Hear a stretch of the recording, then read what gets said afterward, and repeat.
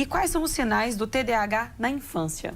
Na infância, a gente costuma ter um pouco mais exagerados do que na vida adulta, né? O que, na verdade, também pode ser um problema, uma vez que os pais costumam achar que qualquer coisa que não esteja ouvindo, não esteja prestando atenção, é déficit de atenção. A criança com déficit de atenção costuma ser mais impulsiva, muito mais inquieta, a hiperatividade é muito mais característico na infância, a dificuldade de seguir etapas, né? Esperar a vez delas, então essa criança vai esperar a vez, ela pega no bebedouro, empurra todo mundo e vai. Mas existe também um perfil de déficit de atenção, principalmente em meninas, que é menos hiperativo, em que elas ficam na delas.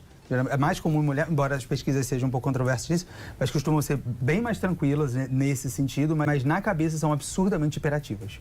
Então, o caderno dessas pessoas costuma ser assim, muito ultra desenhado, a matéria acaba sendo cortada em vários lugares e ela fica tendo um esforço para dar pulsos de atenção, aumenta realmente aquela crença de incapacidade. A gente recebeu algumas perguntas bem interessantes aqui, ó, do Ivan, de BH. Ele pergunta, o grande problema que vejo é a falta de profissional capacitado para esse diagnóstico.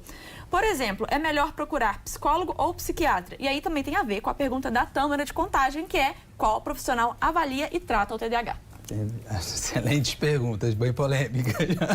Mas assim, a verdade é que dentro do tratamento, psicoterapia, principalmente, existe uma linha que é particularmente mais estudada, que é a cognitiva comportamental. Né? A terapia cognitiva comportamental tem técnicas muito práticas e muito objetivas e ajuda no sentido de psicoeducação. Não significa que seja melhor para sempre para esses pacientes, mas é a primeira linha que eu indicaria. Agora, para tratamento, a gente, em primeiro lugar, sempre psiquiatra. Existem, de fato, neurologistas que são capacitados para fazer. E, no caso de infância, também tem muitos que são muito bons, mas o psiquiatra infantil também é uma das referências. Mas eu sempre recomendo que procure o psiquiatra. Primeiro, o psicólogo não pode fazer diagnóstico, né? Segundo, a testagem neuropsicológica, que muita gente fala, será que talvez o diagnóstico possa ser feito por isso? Não é diagnóstico, pode ajudar a diferenciar de algumas outras condições. E o psiquiatra, realmente, achar psiquiatra especializado, que tenha muita experiência nesse ponto, não é fácil, tá? Realmente não é fácil. Mas o psiquiatra seria o ideal nesse caso, porque a maior parte dos pacientes com transtorno de déficit de atenção tem alguma outra condição psiquiátrica associada. Então, nesse sentido, vale a pena ser o 2 em 1. Entendeu? Com qual idade uma criança pode ser diagnosticada com TDAH? Tem um mínimo? Tem recomendação, sim. A gente colocaria em torno de 6 a 8 anos, mais 8 anos, assim, como a idade mínima para a gente poder fazer um diagnóstico.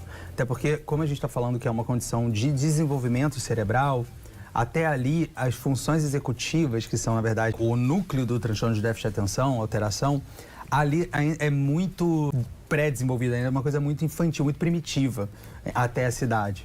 Então, a partir dali que os sintomas vão ficando mais evidentes para a gente poder fazer um diagnóstico correto. E antes dessa idade, é possível já ficar atento a um possível diagnóstico? Quando a criança ela tem determinados sinais, mas ainda não tem idade suficiente para o diagnóstico, mas os pais e os responsáveis já ficarem atentos e até mesmo tendo um acompanhamento profissional? Sim.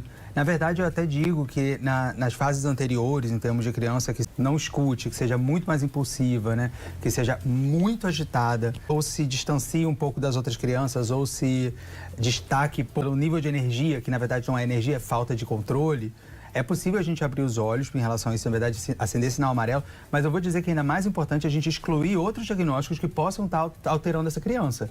Então, por exemplo, a alteração do processamento auditivo central, né, que pode dar uma série de alterações relacionadas a isso.